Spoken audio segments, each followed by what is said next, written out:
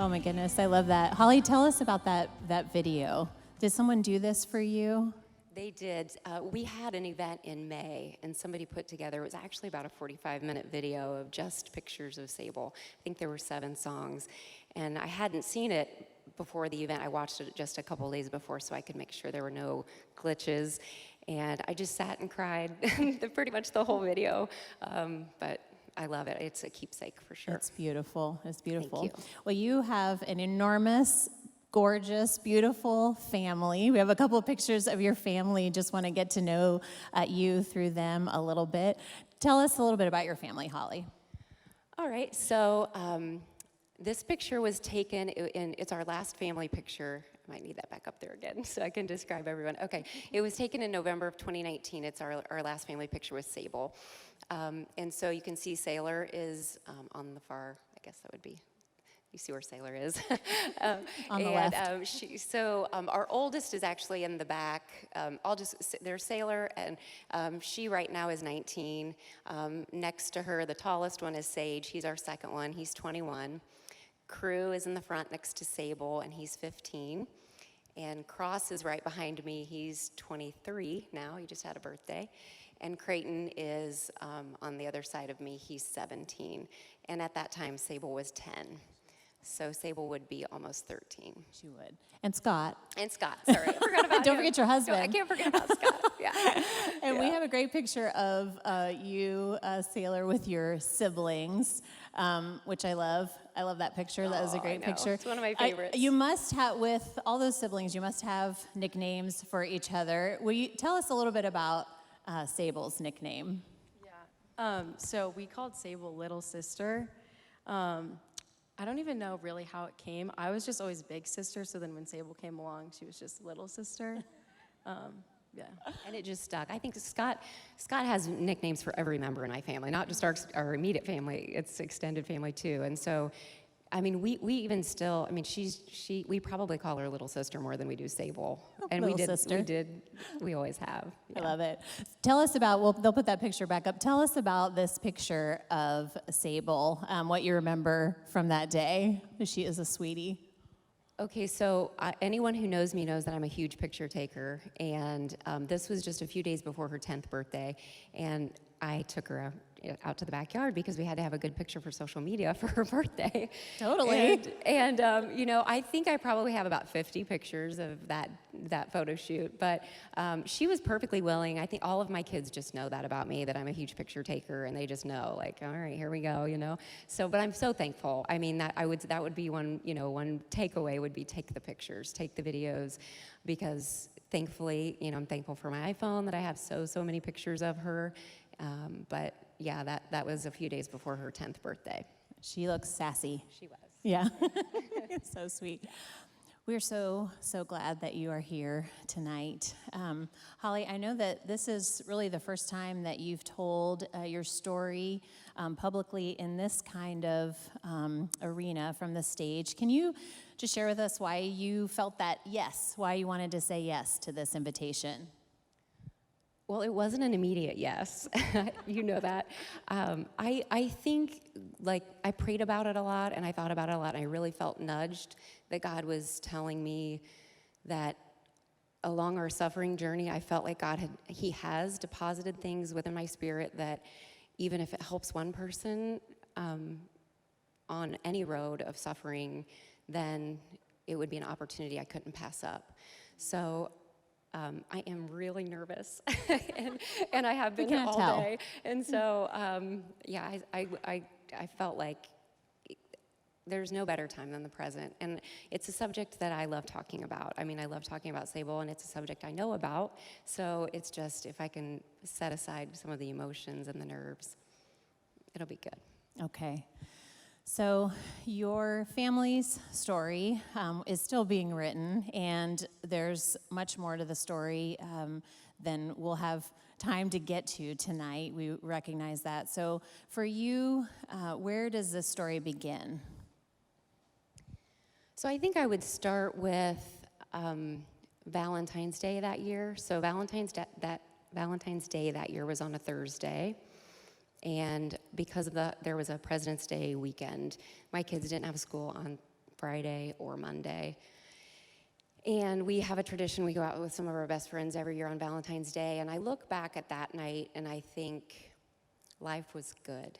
Like, I had a few kids in college, I had a couple kids in high school, my kids were old enough to stay home by themselves. Sable was going actually out of town for a couple of nights with a girlfriend to Columbus. And I look back at those pictures and I remember we went downtown for dinner and I'm thinking, life is good, like we are comfortable right now. And that was on a Thursday. Fast forward to Saturday, Sable got home from her weekend away, and she's just started not feeling good. She sounded really congested and had a really bad cough, and I didn't really think too much about it. Sunday morning, she sounded terrible, and Sailor ended up staying home with her from church, and we got home from church, and I did something that I had never done. I took her to Little Clinic because I am just a really laid-back mom, and I just didn't take my kids to the doctor much. But there was just something telling me that something didn't seem right. So I took her to Little Clinic, and they told me she was viral. They said, give her ibuprofen. They sent us on our way. We got groceries, went home, and she just progressively got, I don't know really that she got worse necessarily, but she just was sick. And so Monday was a day off school. Tuesday, we woke up, and I remember we were making our bed, and I said to Scott, I think I have to take her back to the doctor. Like, she just doesn't sound good, and this just doesn't seem right. So I called and couldn't get her into our normal pediatrician, so I drove her to Kenwood and took her, and they tested her for flu and strep, and the doctor came in and said, Sable, it's your lucky day. You get to stay home with your mom today. You get to stay home with your mom tomorrow. You get to stay home with your mom Thursday, and if you feel better Friday, you can go back to school. And she had tested positive for flu and strep. So at that point, because she was on day like 4 or 5 of symptoms, they didn't give me Tamiflu. They gave me some amoxicillin for her strep and sent us home. And on our way home, we stopped at Chick-fil-A for a milkshake, and she took 1 drink of it, and we went home, and I just sat on the couch beside her, and she asked if we could watch Heaven is for Real. And so we did. And I just was sitting, I think God gifted me with that day. I sat beside her the whole time. I think normally, when your kids are sick, you're up and cleaning and doing all the things, but I didn't. At that time, we had a sectional, and she was laying on the sectional, and I was sitting right here beside her. She was literally right here. And I know it was around 4 o'clock because I know of what was on TV. And in the meantime, the kids are getting home from school. And at one point, Crew comes in, and he says, gosh, Mom, she doesn't look good. And he went and got his fan and started blowing he plugged it in right beside her so it could blow on her. And I reached over to her at that point, and she was sweaty. And I just kind of ran my fingers through her hair, and she was asleep. And so I just kept watching TV, and we were just sitting there, and the kids were coming and going. And a few minutes later, I don't know the timing, I reached over just to rub her arm, and her arm was cold. So I threw her down on the couch and started CPR, and I'm screaming to my other kids to call 911. They did. The paramedics come.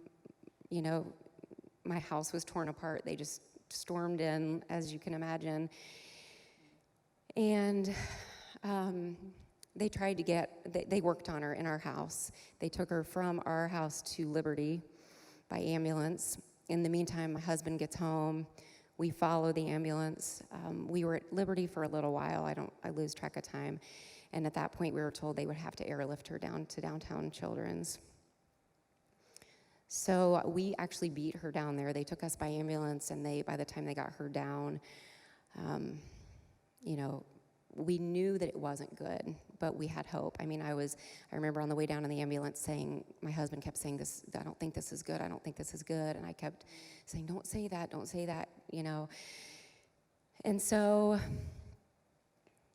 fast forward a few hours, we had friends, tons and tons of friends come to the lobby and pray with us and pray for Sable, and we found out in the middle of the night at some point that she had gone too long without oxygen, and she didn't have any brain activity.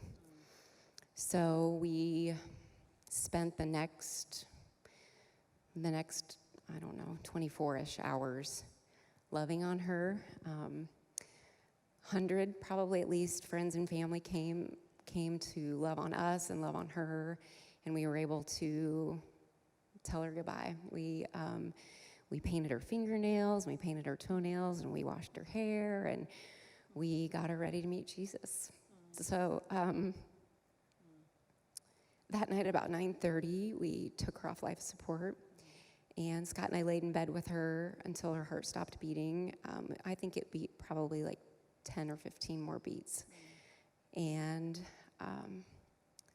from that moment on, I knew that our life would never be the same from that moment on. Thank you for sharing. That is still a difficult story to remember and to tell. I know you've shared with me that there is a lot that you don't remember that God has probably protected you from reliving. But how did you get through those initial days and weeks and maybe even months? How did you get through the days? Well, I have to be honest and say I don't really remember much. I told you, every now and then somebody will tell. Sailor just recently shared a story with me, and I was like, I didn't remember that. I didn't know that. For me, music was like a huge piece of the puzzle. I'm really big into worship music, and I just had it on repeat all the time. Our friends and family were amazing. We came home to a clean house. We came home to a full refrigerator. We had meals for, I think, 4 months. We had an amazing village that walked alongside us through those early days and weeks. Sailor, what about you? What are your memories of those early days and weeks? How did you were 17 and you had your brothers and you're watching your mom and dad. How did those days unfold for you? Yeah, so similar to my mom, I feel like I don't remember a bunch of waking up and going through our days. I vividly remember one morning, I think it was so everything happened on a Wednesday, so I think it was Thursday morning. I remember waking up in the morning to hearing my mom cry in the shower and thinking oh, we woke up, thinking genuinely we made it like a day. And so I feel it was a bunch of days like that where I was okay, we can do this. We made it another day. Yeah, I think my friends were incredible. They were so good about just sitting with me. Yeah, I don't know. So getting to the end of a day probably felt like a victory in those early days. That makes sense. Holly, what was your relationship with God like before this? Just tell us a little bit about your God story prior to this. Well, I don't have this crazy testimony other than that I grew up in the church. I went to Bible college. I went to CCU. Rest in peace. Scott and I met in college and got married really young, and we've always been really active in church, and I've done all the Bible studies, and I've done all the things, I think, and I don't know, this is probably going off track where you're going, but I remember thinking, and we've talked about this so much, I remember thinking, God, I've done all the things, I've been good. I went to church. I went to Bible college. I read my Bible. I have the Bible app. I'm good. You virgin. Come on, right? And I just remember thinking why me? I've done all these things and I remember a week after losing Sable, we had dinner with our pastor and his wife, and I remember her saying, "It doesn't work like that." And I know that I knew that in my mind, but I think I struggled. There are still days I have to admit that I struggle with. That's not fair. I was doing what I was supposed to be doing. So why would you pick me to go through this or walk this journey? Yeah. My next question was going to be: have you experienced anger toward God? And maybe not, but has that been 100%? Yeah. I'll Tell be us the first about to that. admit. Yeah. And I remember thinking this. Why am I?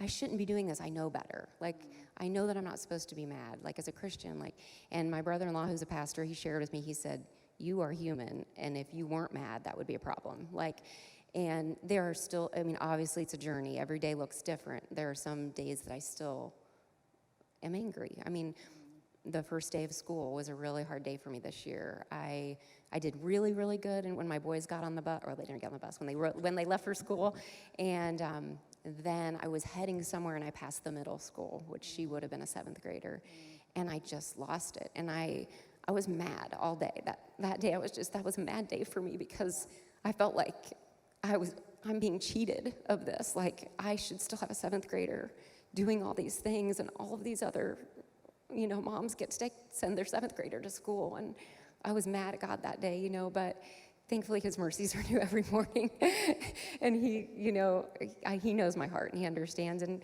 I know he knows. He showed you, I know because I follow you on social media, I know he gave you a little gift on that day, didn't he? Well, was it at Target? He gave me that gift the day before, 2 days before maybe, yeah. Okay. Will you tell us about that? Yeah. Okay.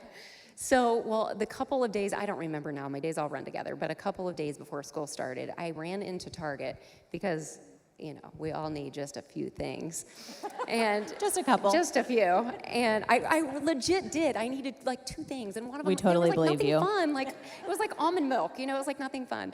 But I went in, and the thing is, Crew was with me, and we were on our way to Target, and he got a text from a buddy that said, hey, can I pick you up? And they were gonna go do something. And I was like, yeah, that's fine. I'm totally fine to run into Target. Well, I walked in, and it was just a trigger. Target's kind of a trigger place for me anyway. And I walked in, and from the minute I walked in the door, I started crying. And I kept saying, please, Lord, let me see no one I know. Let me see no one I know. Get me out of here. I kept saying that to myself, get me out of here, get me out of here. And instead of just turning around and leaving, I just continued to shop. But I walked, I kind of walked went to go get exactly what I needed. And I was done, and by this point, I'm full on bawling. Like, I'm I'm crying. And so I walk out past the college aisle, and there was a pillow that said "Shine On," and you will hear in a little while, we started a foundation called Shine Like Sable, and so shine is just kind of, it's just kind of our keyword, I guess. And so I felt like that was her gift to me. There was one little pillow left, and I grabbed it and got out of there. One shine on pillow. Yeah. He's so merciful to do things like that for us. Your brother-in-law, who did the message of hope at Sailor's Memorial Service, he said something that has totally stuck with me about the church. When he described the church, you remember how he said that the church, it's not a religious institution, and it's definitely not a place that you go to be judgmental, which unfortunately happens. He said, the church is a community of people who say, Jesus helped me at my worst, so I will help others at their worst. And I was wondering if you could tell us a little bit about what your experience was with the church after Sable died. Like, how did the church respond to your suffering, your grief, your pain? So I would also say, alongside what he shared, that I've always believed that the church is not a building. The church are the people, and we have an amazing church, and we have an amazing friend group, and we have an amazing family, and everybody really rallied around us. So Sable died on a Wednesday night, and we were kind of in that, the timing was tricky because we wanted to have it at our church, but because it was so close to the weekend and, we weren't sure. So long story short, in very short notice, our church pulled off an amazing ceremony for her. Her service ended up being on Saturday, and I think they were there probably longer. 5,000 people came in and outside those doors, and there were, they had drink stations, and they had cookies, and they thought of everything that I didn't have the brain space to think of, And so our church really walked alongside us and continues to do so, as well as, the people of the church and our friends and family. How about your closest friends? How did so I know we have circles of people, acquaintances, and people we see on a regular basis, and then your closest. How did your closest friends come and walk next to you?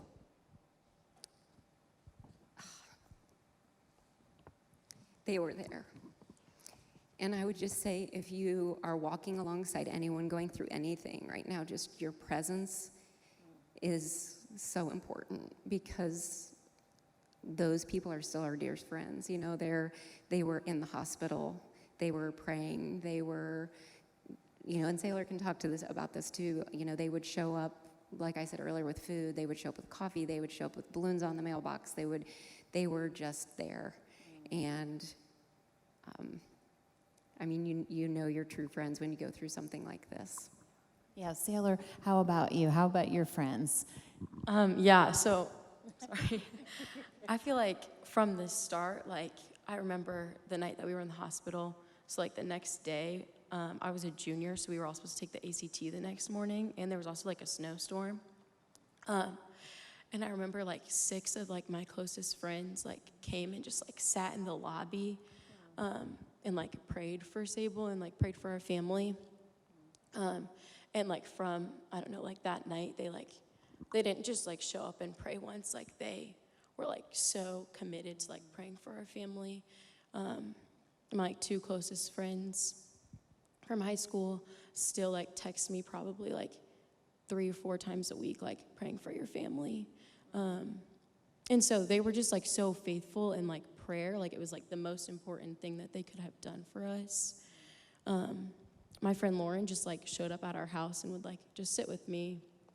I don't know, I feel like I never really knew what I needed, and, like, our friends were just, like, so good at just coming and, like, just sitting, even if, like, they didn't need to, like, bring us food, or, I don't know. Like, people are always like, what can I do? And I never knew how to answer that, and, like, the best of friends would just, like, just show up. Just come and be present with you. Yeah, and I would say that too, because you don't know what you need, and people want to help, and people were amazing. Other than from time to time people saying things that maybe they shouldn't say, but we'll talk about that. Okay.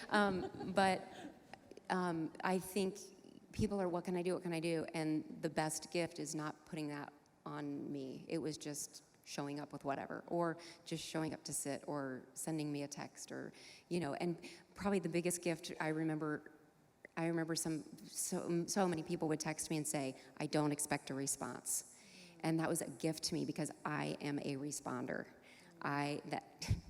Sailor is not a responder. Sailor. I am a responder, and it meant so much to me. You know, of course, I didn't even have my phone in the hospital, but I am not lying when I say I had over 500 texts.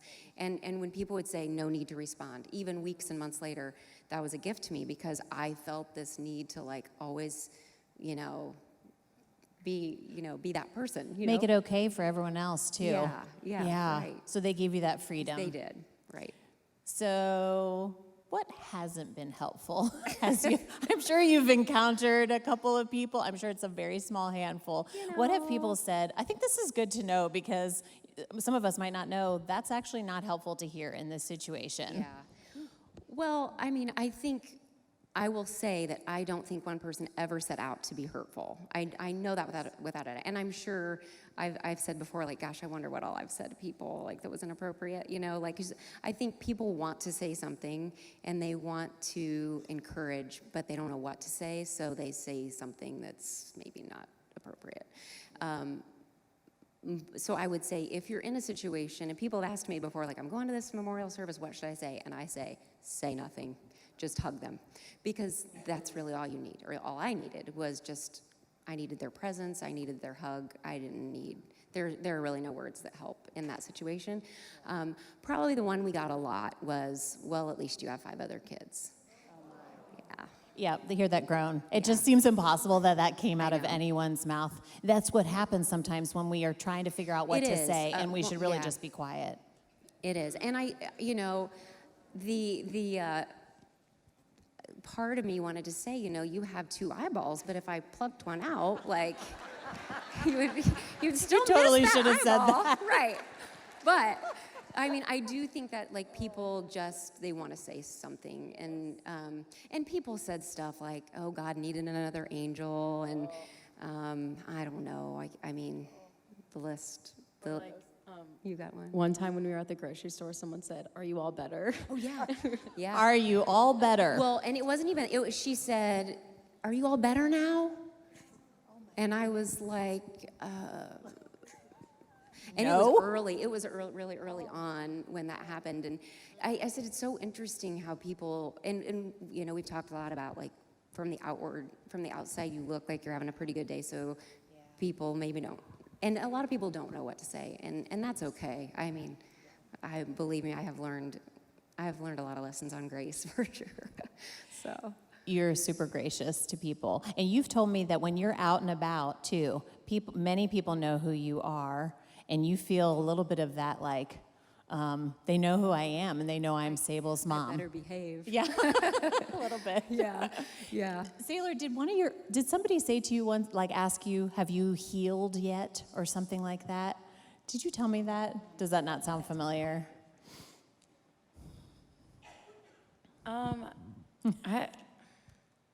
It's okay. I might be making that up.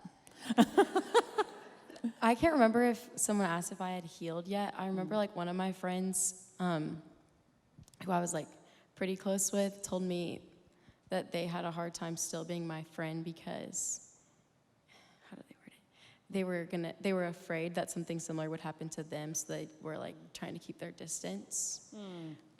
Which that was just like, I was like, okay, like how do you respond to that? But I think the difference between, like, for her and she had a friend say that it made her uncomfortable when Sailor talked about Sable a lot. Yeah. Isn't that right? Yeah. Whereas I don't feel like my friends, I think some people have experienced that. People had warned me ahead of time, like, oh, your friendships may change because they may get tired of hearing about Sable. And that, I have not had that experience, thankfully. Yeah, so I think a lot of that obviously just comes with maturity, like adults sometimes handle it a little better. Sometimes. I'm sorry that someone said that to you, Sailor. I want to go back to Sable's memorial service for a moment. Your brother-in-law said something to you and Scott at the beginning of his message, where he said that he was going to take a few moments to remind you of the promises of your faith. And I know he looked you right in the eyes. He said, they're not going to make you feel better right now, but they are a rock you can stand on. And that just resounded with me. I was wondering for you and for Scott and for your family, what are those promises of our faith that you're holding on to, that solid rock that you're standing on right now? Well, definitely that I'll see her again. I mean, I've said a gazillion times, I don't know how anybody goes through this without having that hope. But that doesn't mean it doesn't still hurt. And I read something really early on that said, hurting with hope still hurts. And it's true, because we do have this hope, this promise that we'll see her again, and we know that. But I remember saying to Scott, like, I could live another 40, 50 years, and I don't want to, like, I don't want to go that long and not see her again. But it brings me a lot of comfort knowing that she doesn't know we're not there, like she's living the dream, and it's just a blink of an eye and we'll be there. So I do think that's what I've held on to so much, is the promise of heaven, and we have that hope. Did that answer your question? It does, yes. Okay. So, we have a God who redeems. He redeems even the most painful, difficult circumstances, losses in our lives. And it doesn't mean that those losses don't still hurt terribly. It doesn't mean that they were worth it in some way. But how have you seen God redeeming and bringing meaning out of losing Sable?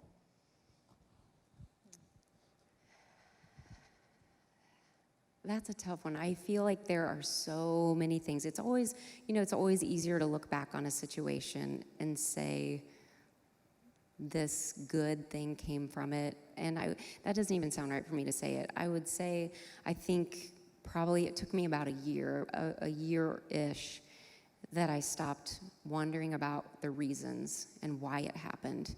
And I stopped looking for explanations, and I just started looking for the meaning. And like, instead of trying to find every reason, I just thought, God has a plan, and I will say that I think it's a terrible one. Let's just say, like, this is a terrible idea. I don't know why he came up with this idea, but I won't ever know this side of heaven what the reason behind it is, but I one day will know. And so many things have come from it. I mean, we don't have enough time to go into the fact that so many people have come to know the Lord through Sable's story. Hundreds and hundreds of messages I've received, like my family went to church for the first time after going to Sable service, and my son's best friend was baptized, and my son's girlfriend was baptized, and all of the message upon message of how Sable's story has touched their lives. And I like the term holy ripples, because I think, us losing her has had ripples that there are many, many stories we won't ever even know about. I love that, holy ripples. Yeah, I do too. Sailor, how has your faith been strengthened as you're watching your mom and dad navigate this? Well, I feel like the whole, I don't know, since losing Sable, my parents have always been, super honest about, their grief and, how they were following Jesus. It was never, a thing of, God is so good and, yippee, we would say that God is good, but we would still have conversations this is so confusing and, it just sucks. And so I feel like watching my parents, I don't know, just be, so honest and, genuinely, wrestle with God. I don't know, I feel like it made my relationship with Jesus more authentic. One time I read something it was along the lines of God doesn't want us to be a limp rag doll. And I feel like my parents were just so good about not being limp rag dolls, not just going through the motions and being God is good, we love Jesus. And so I feel like that really was the biggest I don't know. They thing showed for you me. how to be real in their faith, yeah. Yeah. Do you, I know a lot of people talk about grief not being linear, you start here and you're going in this direction and you're just getting better and better and better and you're gonna end up at this place that it's not linear at all. Has that been true for you, Holly, in terms of your journey of grief? Sure. Yeah, I've talked before about the waves of grief and how it's very similar. I read this thing really early on one time about how grief is like swimming in an ocean. And in the beginning, in the very early days, you are in the water. You can't keep your head above water. The waves are 20 feet deep, and they just keep crashing and keep pushing you under and under and under. And I remember those days. If I will try not to, but if I stop and think about it, it can bring me to tears in a second, because it was so raw, and I cried. I cried every single day for a year, a month, and a day. Every single day I cried. And in the beginning, I was crying almost all day, every day. And I remember thinking, why isn't Scott crying? And this, we may talk about this a little later, but talking about how husband and wife grieve differently, because as a man, he just wasn't as much of a crier, but so you start out and you can't keep your head above water, and then a little bit of time passes and the waves kind of separate, and they come fewer, they're farther apart, and then you get to the point where you can actually get in a boat and you're riding in the boat and you're good for a few days, and then bam, you get knocked with another, and that's still the case, at Target, or the first day of school. There are still days that for me I get completely wrecked, and then for me, I have my moment, and then I'm like, okay, I'm good. I just need to get it out of my system, and then I'm all better, And Scott's so sweet about, it's almost like God gives him the gift of, I don't know if it's intuition or what, but it seems like he FaceTimes me about every single time I'm melting down, and he'll, what's wrong? Nothing, and everything. I know, it's true, so, yeah. So let's talk about Scott for a second. So I know you think a lot about eternity. You have not been married for an eternity, but for a long time. Seems 26 like it. years, Yeah, is that 26 right? years, 26 years. I think we have a couple pictures of the two Yeah, of now you. I always preface this and say I was a baby when I got married. You were a baby, yes, So, but yeah. not too much of a baby. Yeah. Like you were, yes. I was You were 20, ready to get married, so I but was you were a legal. very young Yeah. woman. Oh my gosh. So you and Scott, so we know, all of us have heard that the death of a child is one of the absolute hardest things to happen to a married couple and getting through it. And a lot of couples don't get through it. How has Sable's passing impacted you and Scott? And how have you grieved together and differently? So it helps that we had a really strong foundation to begin with. I think that's really key in in these situations, because we still really love each other. We had a good marriage prior, and we did grieve very differently. Like I said, I cried a lot. He did cry too. He cried a lot too. It's funny though, now, like, he has a really hard time watching any kind of videos or looking at pictures of her. He cries, like, now. Whereas I want to watch it all. Like, I randomly, all of Sable's little girlfriends are here tonight, and randomly their moms will send a picture that I may not have seen, or I've seen it and I just don't remember, and I love that. I mean, it may make me cry, but I love it. Whereas he has a hard time. So we just grieved on I don't want to say different timelines, it's just different ways. And he is a doer, so he was constantly wanting to stay busy, and I am not. I was a very much so, like, climb under the blanket. I just want to sit here and please don't make me do anything. And I'll just, like, throw in this really quick. I remember hearing, I think Cruise counselor gave me the biggest piece of advice one time when she said, take the word should and shouldn't out of your vocabulary. And that was huge for me, because I just had this constant feeling of I probably should do this, or I shouldn't do that. And because Scott was a doer, I would say to myself, like, I probably should go to that fundraiser. But I was tired, or I was emotional, or whatever. And so it took some tweaking. It took a little time, but he caught on pretty well. He was a fast learner, where he knew, like, there's something. Just last week, we had something that we were both kind of invited to, and I just said, I'm not going to that. And he said, you don't have to, I'll go. And so it's been a really good partnership, because he knows, and it seems like, God's blessed us in a way that, like, if I'm having a really bad day, he's strong. And if he's having a bad day, I'm strong. So we've really been a good team. Oh, that's good. Yeah. Tell us a little bit about Scott, what he says about, like, looking up, about raising your head up. So within just a couple of nights, I don't remember, her burial was on a Monday. I think it must have been maybe Tuesday or Wednesday after. We were sitting on the couch, and he was sitting, like, with his head in his hands like this, and he just mentioned that even though it felt like it, we were not the only ones in this deep grief. And he said, if you look up 2 inches, you can look up and you see all the people around you who are also grieving.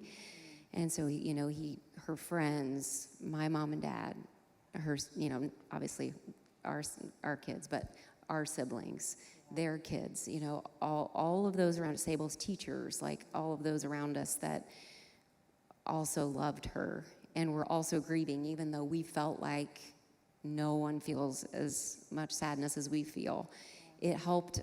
He just kind of adopted that look up 2 inches. And I think that goes along with anything in life. If you are in the depths of something, if you look up and can, help someone else out, it makes you feel better, Oh, that was so good. So tell us a little bit about the foundation that you formed in Sable's memory. What does that phrase, shine like Sable, mean to you?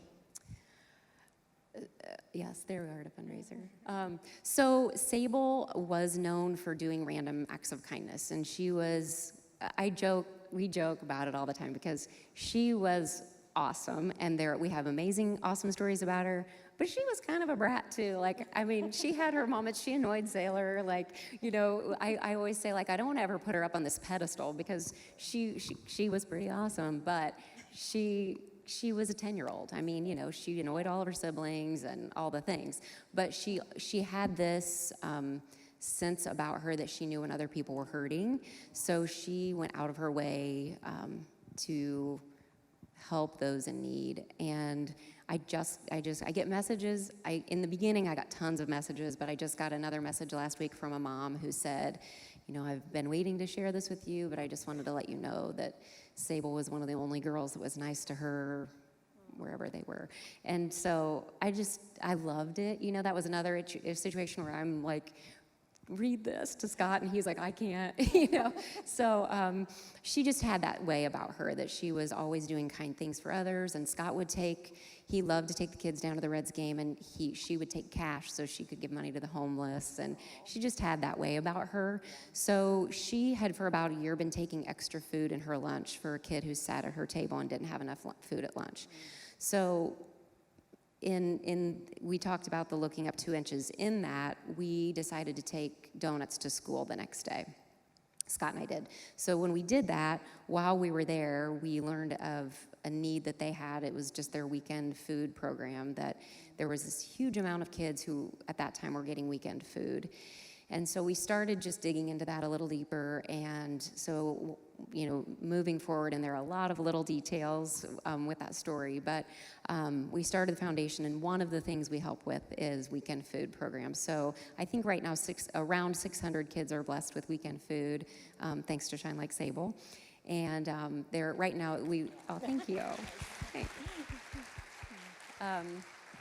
We also partner with Children's Hospital because we had such an amazing child life specialist there, and so we help that department. And we brought one service dog to the Mason City Schools, and another one is on its way. So, yeah.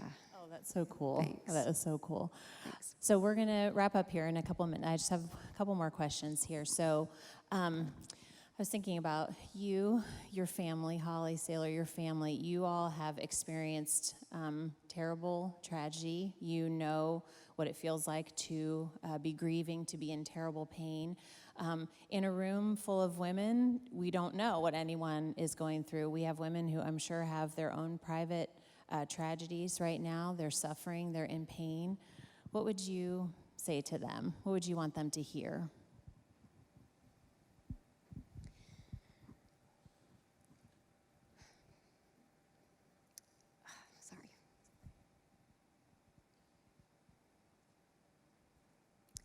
It won't always look like this. I remember someone telling me that really early on, that it won't always hurt this bad.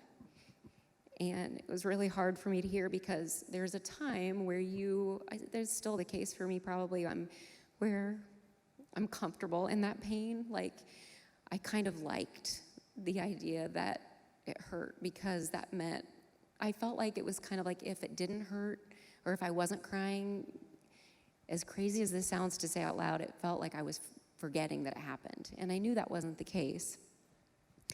But I remember somebody saying, like, it won't always be this raw, like, you will get through this. And we are getting through it. I will say it's a journey that will never end until we see her in heaven. But I was just sharing with Sailor that I had to reach out to her counselor. So all of us were in counseling after we lost Sable. And I had to reach out to our counselor just last week for a phone number or something. And when I reached for my phone to text him, I saw that I hadn't texted him since May of 2020. And so I talked to him on Friday, and he said, he gave me the phone number, and then he's like, we got to touch base. Like, how are you guys? And I told him, I said, gosh, I have to admit that I was kind of like, yay me. Like, I haven't needed you since May of 2020, And I was talking to him, and I started crying, and I was like, I think that just shows me that I'm doing it. Like, we're doing it. We're getting through this, and God has carried us, and he continues to carry us. And it's not pretty. And when you're in the thick of it, and there will never be a time there will never be a day that I don't think of her. And I miss her so much. I mean, she was just my best little friend, but God's carrying us, and it won't always be this hard, even though there are some days it still feels like it. It's kind of like when your kids are little and people say, oh, honey, enjoy this. It gets so much better, And you're like, really? And that's the way I felt, I felt that way when that gal told me. She said it wouldn't always look like this, but it is true. Like, you will get through, and maybe you'll look back and say, wow, look how far God's brought me. Oh, I love that. What is, just last question. What's one thing then that you would just encourage us to remember, to hold on to, or even to do when we are just in the midst of really difficult seasons? I think for me, I looked every day for a win. So, in those early days, it was a win if I got out of bed. And I did get out of bed every single morning. Yes, and that's you did. a choice. But I think you can look back, even if it's just, hey, I did a load of laundry today, or hey, I did this, or hey, I did that. I think you look for the little things, and before you know it, like I said, before you know it, a year's passed and you've not needed your counselor, And so I think you look for the little things and you're thankful and appreciative for those things. It doesn't have to be like a big thing. It can just be, Mike, at the time, our kids were still in school, it's February. So I remember thinking, someone said to me, like, I can't believe you're getting out of bed every morning. And I thought, is it a choice? Like, I have other kids I have to parent, but that was a win for me, because my kids were all, 3 of my kids at the time had jobs, and I would remember thinking, they're all going to work, they're all going to school, yay me, I'm doing this. So I think that would be one, probably, I'm sure there's many, but one piece of advice, to just look for the little victories throughout your day, and then before long you can look back and be grateful. I love that. So know that it won't always be this way. It won't always be this hard every day. And look for a win. Look for that one thing. Holly, Sailor, thank you so much. Thank you so much for being here. Can we thank them? I would love to pray for you. Yep, look at this. Would you come up front with me? Would you come up? I'd like to pray for Holly and Sailor and for their family. So if you feel comfortable, and it's okay if you don't, but if you feel comfortable, would you stretch out a hand toward Holly and Sailor? Oh, God, thank you so much for your faithfulness. This is something we know about you that we cling to. You are always good, and you are always loving, and you are always faithful. And Lord, we are just astounded by your kindness and the way that you minister to us. We thank you for what you are doing in this family. God, I know that it will be for your great glory that the Gibsons continue to walk faithfully with you, Jesus. I pray that you, Holy Spirit, would minister comfort to them in their really hard days, because of course they're going to have those. I just pray that you would strengthen them and sustain them in the times that they just miss little sister so much that they can hardly breathe. I just pray that, Lord, that you would continue to surround them with faithful friends and family who will just be present with them. Lord, give them a vision and a hope for their future until they meet their little girl again. And we love you, Lord, and we pray in Jesus' name. Amen. Thank you so much.